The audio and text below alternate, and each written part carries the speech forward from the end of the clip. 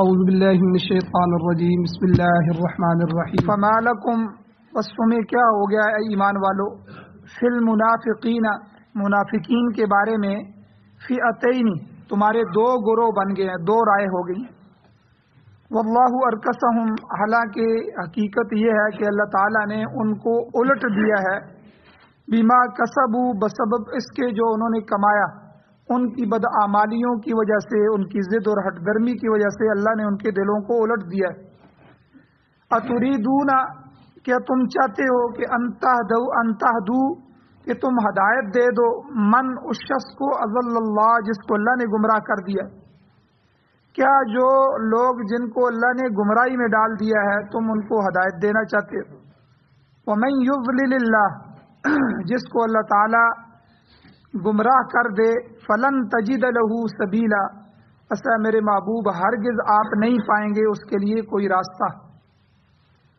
ودو وہ لوگ ایسے لوگ ہیں کہ وہ چاہتے ہیں کہ لو تکفرون کاش کہ تم بھی کافر ہو جاؤ، کما کفروا جیسا کہ انہوں نے کفر کیا، فتکونون سواء پس تم سب کے سب تاکہ برابر ہو جاؤ۔ فلا تتخذوا اے ایمان والو تم کو حکم دیا جا رہا ہے کہ تم نہ بناؤ منہم ان کافروں میں سے کسی کو اولیاء دوست، حتی یہاجروا فی سبیل اللہ یہاں تک کہ وہ ہجرت کریں اللہ کے راستے میں۔ فإن تولوا پس اگر وہ روگردانی کرتے ہیں ہمارے حکم کو نہیں مانتے تو فخذوہم پکڑو ان کو، وقتلوہم اور قتل کرو ان کو، حیث وجدتموہم جہاں بھی تم ان کو پاؤ۔ ولا تتخذوا منہم ولیا ولا نصیرا اور نہ بناؤ ان میں سے کسی کو اپنا دوست اور نہ کسی کو مددگار بناؤ۔ سورۃ النساء سپارہ نمبر 5 اس کی آیت نمبر 88 اور 89، ان دو آیتوں کی تلاوت آپ کے سامنے ہوئی، آپ نے ترجمہ سنا۔ ان دو آیات کے 4 درس اس سے پہلے گزر چکے ہیں، آج 5واں درس ہے۔ پچھلے 4 درسوں کا خلاصہ یہ ہے کہ اللہ تعالیٰ نے یہاں منافقین کے بارے میں، اور منافقوں سے مراد کیا ہے اس کا بھی تعین ہوا۔ منافقین کی 2 قسمیں میں نے بیان کی تھیں، ایک ہوتا ہے اعتقادی منافق، ایک ہوتا ہے عملی منافق۔ اعتقادی منافق تو وہ ہے جو اپنی زبان سے اسلام کا اظہار کر رہا ہوتا ہے لیکن دل اس کا کفر پر جمع ہوتا ہے۔ اور نزول قرآن کے زمانے میں مدینہ میں اکثر جو منافقین تھے ان کا تعلق اسی قسم کے ساتھ تھا۔ اور دوسرا عملی منافق ہے، یہ تو حدیث میں جو منافق کی قسمیں بتائی گئی ہیں، ان کی اوصاف بتائے گئے ہیں، ان کی جو خصلتیں بدخصلتیں بتائی گئی ہیں، تو جیسے کہ حضور نے فرمایا اذا حدث کذب جب منافق بات کرتا ہے تو جھوٹ بولتا ہے، اذا وعد اخلف جب وعدہ کرتا ہے تو وعدہ خلافی کرتا ہے، وَإِذَا اؤْتُمِنَ خَانَ اور جب اس کے پاس امانت رکھی جائے تو خیانت کرتا ہے۔ اس کے علاوہ بھی حضور علیہ الصلوۃ والسلام نے بہت سی چیزوں کو بتایا کہ جو آدمی گانا سنتا ہے تو گانے کے متعلق حضور نے فرمایا الغناء ينبت النفاق فی القلب کہ گانا جو ہے یہ دل میں منافقت کو پیدا کرتا ہے۔ تو یہ جتنی بھی قسمیں ہیں یہ عملی منافقت ہے، اس سے دنیا بھری ہوئی ہے۔ تو حالانکہ یہ آدمی جو عملی منافق ہے اس کے قول و فعل میں تضاد ہے، تو زبانی عقیدہ تو درست ہے، نماز کو فرض سمجھتا ہے لیکن نماز پڑھتا نہیں ہے، روزے کو فرض مانتا ہے روزہ رکھتا نہیں ہے، چوری جھوٹ خیانت ان سب کو حرام سمجھتا ہے پھر بھی ان کاموں میں پڑا ہوا ہے۔ تو یعنی یہ گویا کہ عملی منافقت ہے، کہ یعنی اعتقادی منافق نہیں ہے لیکن عمل اس کا منافقوں کا ہے۔ تو اسی طرح یہاں کون سے منافقین مراد ہیں جن سے اتنی سختی برتی گئی؟ تو اس سے پھر میں نے کہا تھا کہ مفسرین کا جو دوسرا جمہور کا گروہ ہے وہ فرماتے ہیں کہ اس سے مراد وہ لوگ ہیں جو مکہ کے کافر تھے اور تجارت کی جو ہے غرض سے آئے تھے اور اسلام لے آئے، اور اصل میں وہ جاسوسی کے لیے آئے تھے اور اپنے مقاصد کے لیے آئے تھے، اور دوبارہ مسلمانوں کو یہ کہہ کے جانے لگے کہ بھئی ہم مسلمان ہیں لیکن ہماری تجارت مکے میں ہے، ہم نے وہاں جا کے اپنی تجارت کرنی ہے، بیوی بچے وہاں ہیں ہم مسلمان۔ تو چونکہ اس وقت فتح مکہ سے پہلے ہجرت فرض تھی نماز روزے کی طرح، تو اس لیے وہی مسلمان سمجھا جاتا جو ہجرت کر کے آتا. تو اس لیے جو ہے اس میں پھر سختی برتی گئی کہ یہ اندر سے کافر ہیں اور اوپر سے انہوں نے کلمہ پڑھا ہے اور اب اپنی جان بچانے کے لیے اظہار کر رہے ہیں. تو یہ اس وقت تک ایمان والے تصور نہیں ہوں گے حتی یہاجروا فی سبیل اللہ، جب تک کہ یہ ہجرت کر کے واپس یہاں نہ آ جائیں. تفصیل پیچھے گزر چکی ہے. اور اسی طرح تیسرے درس کے اندر میں نے ہجرت کی 3 قسمیں بھی بیان کی تھی کہ پہلی ہجرت کی قسم یہ ہے کہ جب کسی علاقے میں کفار کا غلبہ ہو جائے اور ایسا غلبہ ہو کہ اہل ایمان اپنے ایمان کو نہ بچا سکیں، اپنے شعار پر عمل نہ کر سکیں، تو وہاں سے ہجرت کرنا ان کے لیے فرض ہو جاتا ہے. اور دوسری جو ہجرت کی قسم تھی وہ جہاد ہے، جو منافقین پر دشوار ہوتا تھا کہ جب اللہ کے نبی جہاد کے لیے آواز لگاتے تھے تو وہ تاخیر کرتے تھے. پیچھے بھی تفصیل گزر چکی ہے. لَمَن لَيُبَطِّئَنَّ کہ وہ بیٹھ جاتے تھے، تاخیر کرتے تھے. پھر جب حضور واپس آتے تو یعتذرون الیکم اذا رجعتم، جب آپ واپس لوٹتے ہیں تو آپ کے پاس آ کر پھر عذر کرتے ہیں. حضور گھر خالی تھے، بچوں کے پاس کوئی نہیں تھا، فلاں بیماری تھی، فلاں مسئلہ تھا، تو یہ سارے آ کے آپ کے سامنے عذر کرتے ہیں. تو منافقین کی عذر کو قبول کرنے کا حکم تھا کہ اور پھر کئی دفعہ صحابہ اکرام نے کہا بھی کہ حضور آئیے یہ منافق ہیں، اور قرآن مجید کی آیات بھی آ چکی ہیں اور یہ ان کی منافقت عیاں بھی ہو گئی ہے، تو پھر بھی حضور ان کے قتل کا حکم نہیں دیتے تھے. فرماتے تھے کہ دنیا اسلام کو دیکھ رہی ہے، اگر میں ان کو قتل کروں گا تو وہ لوگ سمجھیں گے اسلام کا راستہ بند ہو جائے گا، وہ کہیں گے کہ دیکھو محمد صلی اللہ علیہ وسلم اپنے ہی بندوں کو مار رہے ہیں. تو اس لیے یہاں ان کے بارے میں تو بہرحال یہ حکم نہیں ہے. یہاں منافقین سے مراد وہ دوسرا طبقہ جو دراصل تھے کافر اور جاسوسی کے لیے اپنے مقاصد کے لیے آئے تھے اور پھر جو ہے وہ واپس چلے گئے. تو ان کے لیے اللہ نے یہ شرط رکھی کہ آپ جب تک وہ لوگ ہجرت کر کے واپس نہیں آتے تو ان کا اسلام بھی قبول نہیں.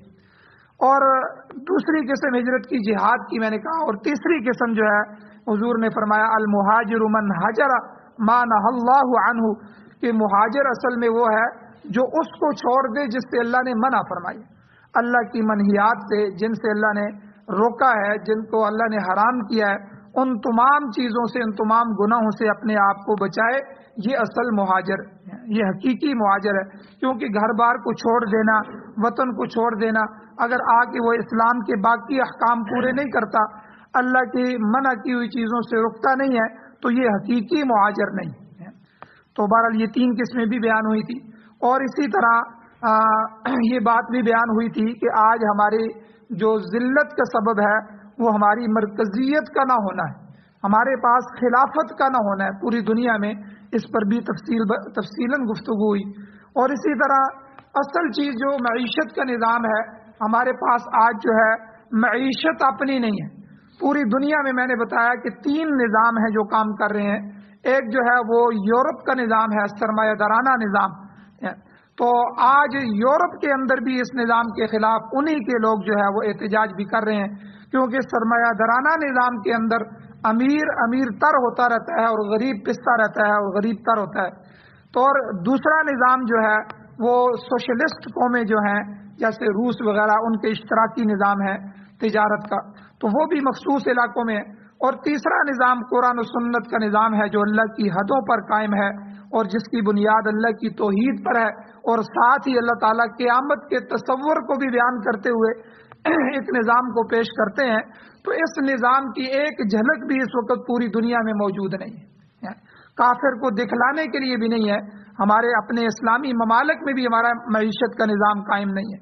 تو اس لیے جو ہے اس وقت ضرورت یہ ہے کہ ایک تو ہماری مرکزیت پیدا ہو جائے، خلافت ہمیں مل جائے، خلافت قائم ہو جائے. پوری دنیا میں مسلمان تتر بتر ہیں، اپنے اپنے رخ پہ چل رہے ہیں اور کافر قوموں کے غلامی اختیار کرتے ہوئے انہی کے احکامات کو پورا کر رہے ہیں. اور دوسرا ہمارے پاس ہمارے معیشت کا نظام نہیں ہے. اور میں نے بیان کیا تھا کہ قیامت والے دن جو 4 بڑے اہم سوال سب سے پہلے ہوں گے، ان میں سے ایک سوال یہ ہوگا کہ مال کمایا کہاں سے تھا اور خرچ کہاں کیا. ٹھیک ہے، یہ مال کا جو سوال ہے یہ بڑا اہم سوال ہے.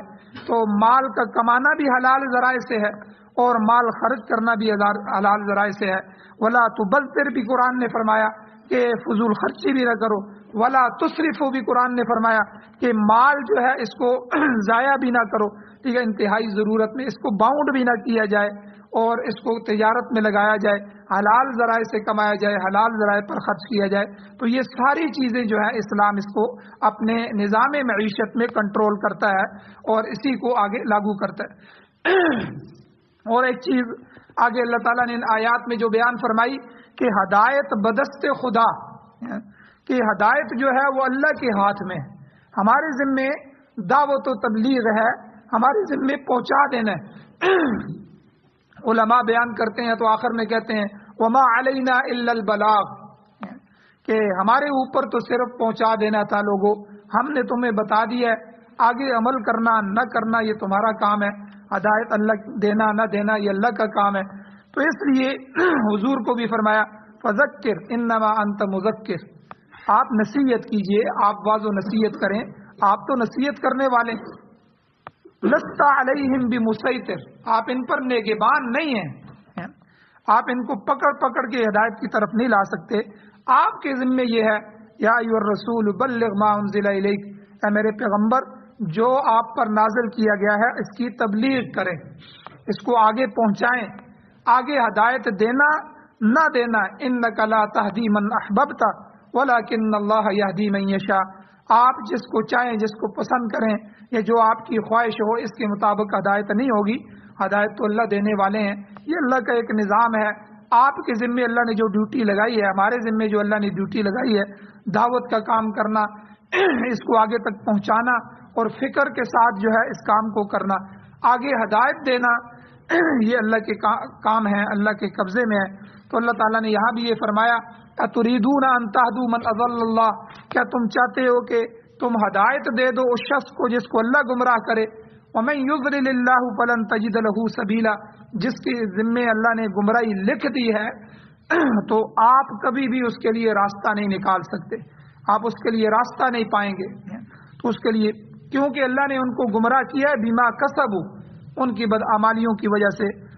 اب یہاں آگے اللہ تعالیٰ نے فرمایا وَدُّوا لَوْ تَكْفُرُونَ، کہ وہ لوگ کافر جو ہے وہ یہ چاہتے ہیں کہ کاش تم بھی کافر ہو جاؤ، یعنی اغیار کی جو خواہش ہے وہ اللہ نے یہاں بیان فرمائی۔ یہود و نصارہ چاہتے کیا، پہلے سپارے میں بھی گزر چکا ہے، اللہ فرماتے ہیں وَلَن تَرْضَىٰ عَنْكَ الْيَهُودُ وَلَا النَّصَارَىٰ حَتَّىٰ تَتَّبِعَ مِلَّتَهُمْ، تم یہودیوں اور عیسائیوں کو راضی کرنا چاہتے ہو، ان کو خوش کرنا چاہتے ہو، تو وہ تو اسلام کے اتنے بڑے دشمن ہیں کہ اللہ کہتے ہیں وہ تم سے کبھی بھی راضی نہیں ہوں گے۔ قرآن کہتا ہے ولن ترضا، یہ جو حرف لن ہے یہ کسی فعل پہ آ جائے تو اس کی بالکل نفی کر دیتا ہے، کبھی بھی ایسا نہیں ہو سکتا، ولن ترضا کبھی بھی تم سے راضی نہیں ہو سکتے، عنک الیہود والنصارى، یہودی اور عیسائی خاص کر کے اور باقی دشمن قومیں بھی آپ سے کبھی راضی نہیں ہو سکتی، حتی تتبع ملتہم، ہاں ایک صورت ہے ان کے راضی ہونے کی،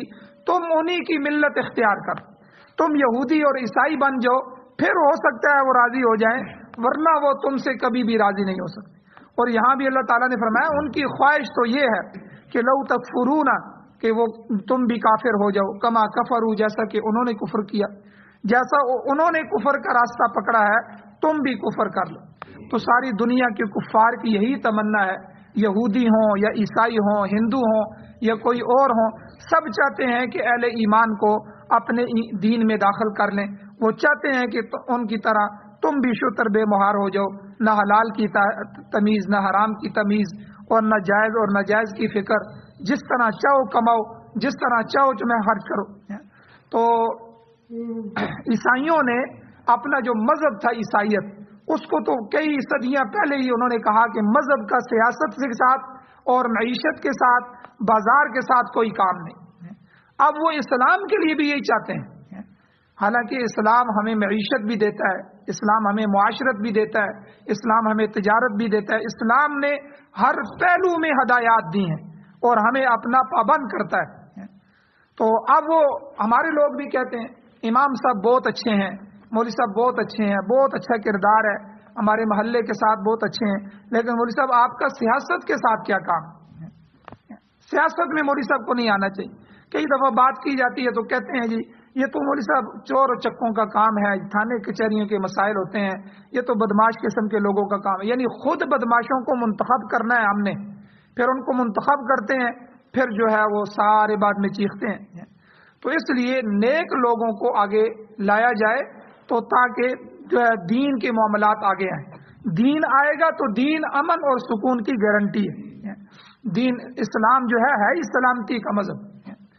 اس میں ہر ایک کی حقوق ہیں اور ہر چیز کا جو ہے حق اللہ نے علیحدہ علیحدہ بیان کیا. پڑوسی کے حق ہیں، محلے دار کے حق ہیں، بیوی کے لیے خاوند کے حق ہیں، خاوند کے لیے بیوی کے حق ہیں، والدین کے حق ہیں، اولاد کے حقوق ہیں، آپ کے ساتھ جو کام کرنے والا ہے اس کے حقوق ہیں، ٹھیک ہے، کسانوں کے حقوق ہیں.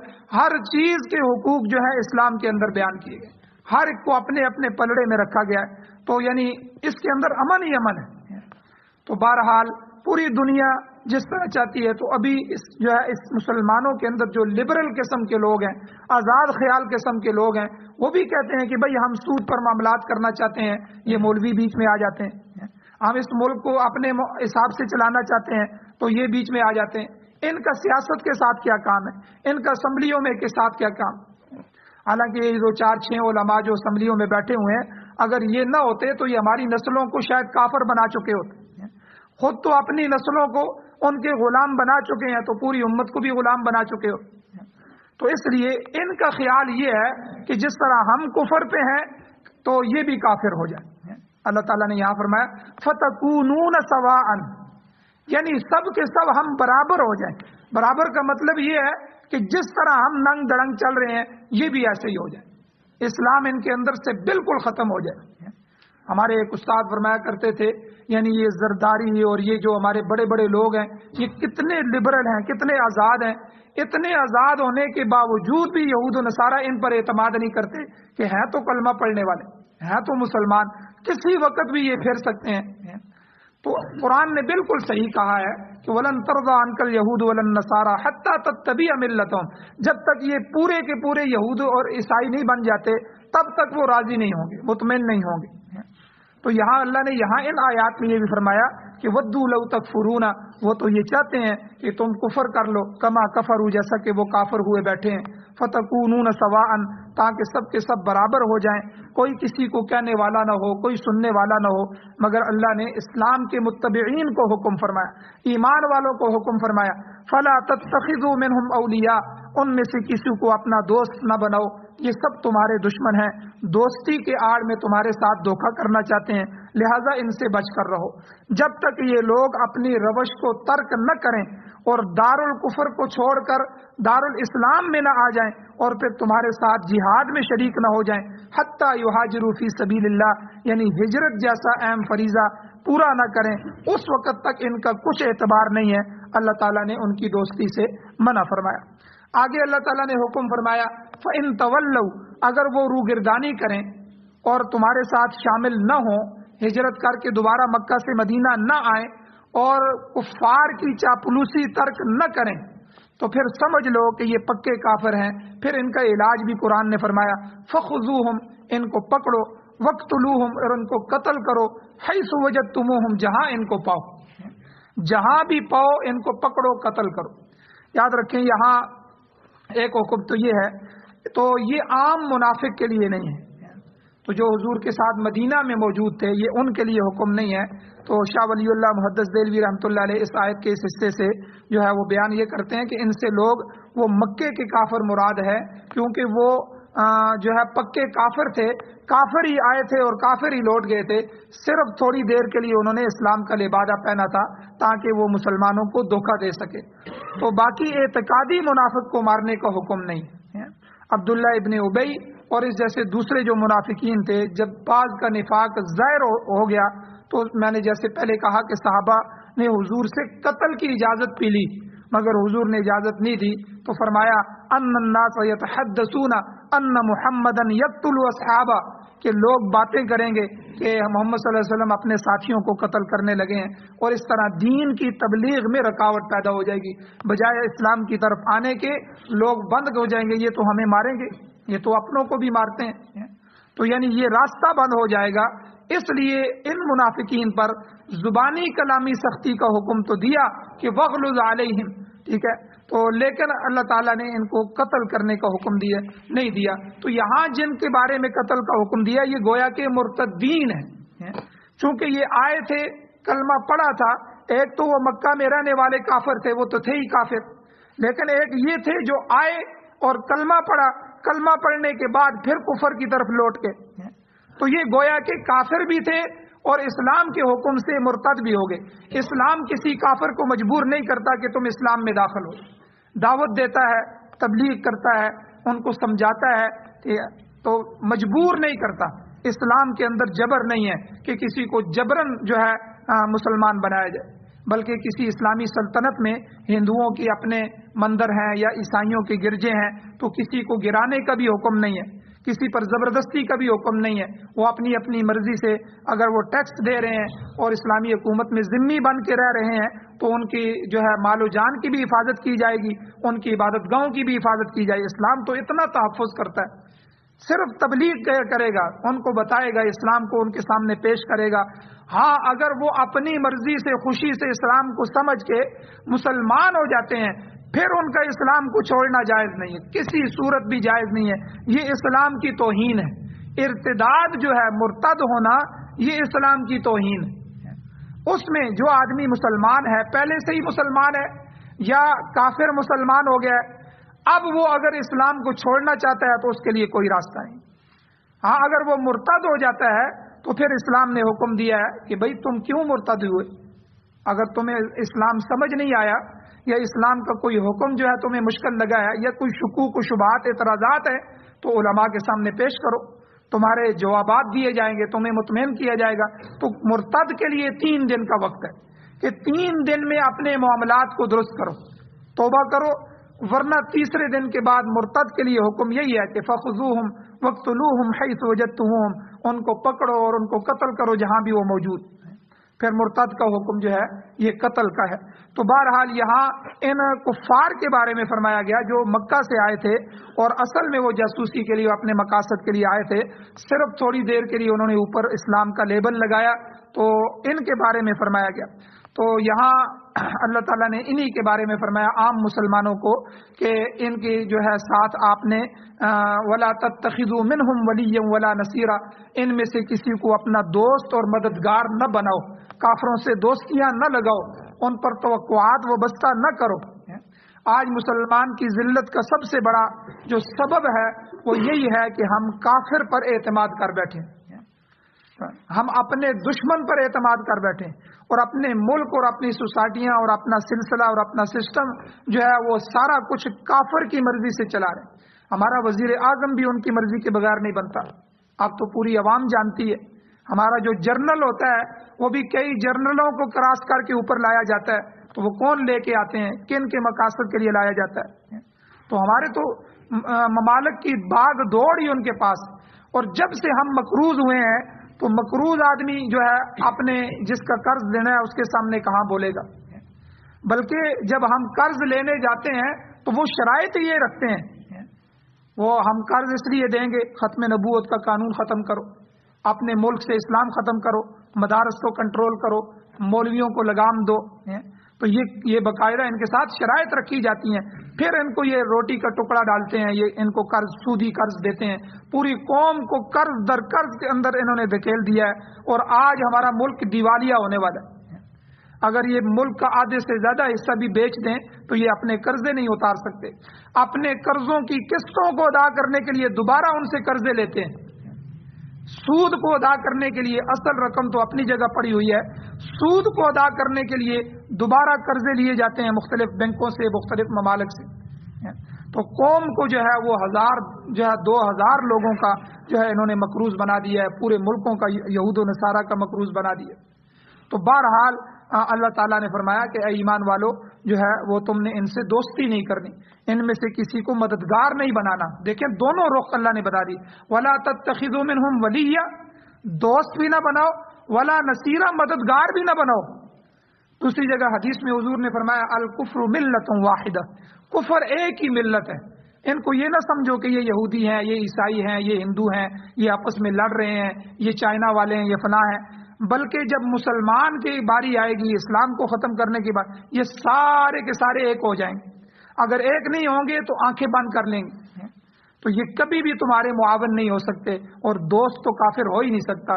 کافر جو دوستی کہتے ہیں دل کے ساتھ، کسی کے ساتھ دلی دوستی تو کافر سے جائز ہی نہیں ہے، بلکہ وہ مسلمان کو کفر میں دے جاتی ہے، یہ تو شرعی مسئلہ بھی ہے۔ دل کے ساتھ اس سے دوستی، یہ تو گویا کہ کفر پہ راضی ہونے والی بات ہے۔ اسی لیے یہ آگے کرسمس آ رہا ہے 25 دسمبر کو۔ کرسمس کا معنی یہی ہے، یہ ان کی اپنی کوئی زبان، اس زبان میں پرانی زبان کا لفظ ہے، اس کا معنی ہے کہ اللہ نے بیٹا دیا۔ کرسمس کا معنی ہے کہ اللہ نے بیٹا دیا، یعنی وہ تو عیسائیوں کا عقیدہ ہے، وہ تو یہی سمجھتے ہیں کہ 25 دسمبر کو حضرت عیسیٰ علیہ السلام اللہ کی اولاد پیدا ہوئے، وہ اللہ کے بیٹے تھے، تو ہم جا کے ان کو مبارک دیتے ہیں، کرسمس مبارک ہو، کرسمس ہو، ان کا کیک کاٹ رہے ہیں، ان کی ہماری حکومتیں بھی اسی طرح ہیں، ہندوؤں کے موقع آتے ہیں تو وہاں جا کے دیے جلا رہے ہیں۔ حالانکہ کسی کافر کی مذہبی عبادت میں شریک ہونا یہ آدمی کے ایمان کو لے جاتا ہے۔ ویسے ان کے ساتھ تعلقات اسلام نے حقوق رکھے ہیں، یہ بول چال کے لیے، انسانیت کے لیے، یہ دوسرے سارے حقوق موجود ہیں، لیکن کسی کافر، اب ہندو کی مذہبی عبادت، اس کے جہاں وہ اپنے مندروں میں عبادت کرتے ہیں وہاں جا کے ان کی اسی طرح ٹکا لگانا، یہ ٹکا ان کی مذہبی عبادت ہے، اس کے پیچھے پورا فلسفہ ہے مذہبی، شرک کا فلسفہ ہے۔ اور اسی طرح ان کے بتوں کے سامنے دیے کو جلانا اور اس کو ہلانا، اور جو ہے ان کی دیوالی اور اس طرح کی چیزوں میں شریک ہونا۔ سندھ کے اندر ہمارے سندھ کے حکمران ان کے وہاں جاتے ہیں، بلاول وغیرہ یہ دوسرے، اور جا کے افتتاح کرتے ہیں، مندروں کا افتتاح کرتے ہیں۔ اور پچھلی حکومت نے تو اسلام آباد میں ان کو کئی ایکڑ زمین دی کہ آپ یہاں مندر بنائیں ہندوؤں کو خوش کرنے کے لیے۔ تو یاد رکھیں، کسی بھی کافر کی مذہبی عبادت میں، جو ان کے ہاں ان کے مذہب کی عبادت ہو، چونکہ وہ مذہب کی عبادت ان کے ہاں کفر کی ہوگی، شرک اس کے اندر ہوگا، اس پہ راضی ہونا، اس پہ شریک ہونا، گویا کہ اپنے ایمان کو ختم کرنا ہے۔ تو اس لیے یہاں ان آیات میں اللہ تعالیٰ نے صاف صاف فرمایا، تم یہ چاہتے ہو کہ کافروں کو ہدایت ہو جائے، تمہارے ذمہ تبلیغ ہے، دعوت ہے، اپنا کام کرتے رہو، ان تک بات رکھو۔ اسلام نے سختی نہیں کی کہ ان کو لانا ہی لانا ہے تلوار کے زور سے۔ جو لوگ کہتے ہیں جہاد کے کہ تلوار کے زور سے اسلام پھیلا ہے، یہ بالکل غلط فلسفہ پیش کرتے ہیں۔ حالانکہ تلوار سے تو بہت کم لوگوں کی جانیں گئی ہیں۔ حضور علیہ الصلوۃ والسلام نے جتنے بھی جہاد کیے ہیں تو شاید 1300 یا 1400 لوگ جو ہے اس میں مارے گئے ہیں، دو طرفہ۔ تو اور باقی یورپ کو اگر انہی کا آئینہ دکھایا جائے کہ آپ اپنے آئینے کو دیکھو، آپ اپنے نظام جمہوریت کو دنیا میں نافذ کرنے کے لیے آپ نے کروڑوں لوگوں کی جانیں لی، لاکھوں لوگوں کی جانیں لی ہیں، ملک کے ملک تم نے تباہ کیے ہیں، اور تم اسلام پر کیسے اعتراض کر سکتے ہو؟ تو بہرحال اسلام امن کا مذہب ہے اور امن سکھلاتا ہے۔ دعوت و تبلیغ کا کام کریں، اسلام کو آگے پہنچائیں، باقی اللہ سے لوگوں کے لیے ہدایت بھی مانگتے رہیں، اپنی نسلوں کے لیے بھی مانگتے رہیں۔ ہدایت اللہ کے قبضے میں ہے جسے اللہ تعالیٰ عطا فرمائے، اور کافر سے دوستی بالکل نہ لگائیں، ان کے مذہبی عبادات میں کسی میں شریک نہ ہوں، اور نہ ان سے مدد کی توقع رکھیں، وہ کبھی بھی آپ کا مددگار نہیں ہو سکتا۔ اللہ تعالیٰ سے دعا ہے اللہ ہمیں عمل کی توفیق عطا فرمائے، آمین۔ الحمدللہ رب العالمین والعاقبۃ للمتقین والصلاۃ والسلام علی رسولہ النبی الامی الکریم۔ یا اللہ ہماری کمیوں کوتاہیوں کو معاف فرمائیے، درگزر فرمائیے، یا اللہ صغیرہ کبیرہ گناہوں کو معاف فرمائیے، یا اللہ جتنے حضرات پریشان حال ہیں ان کی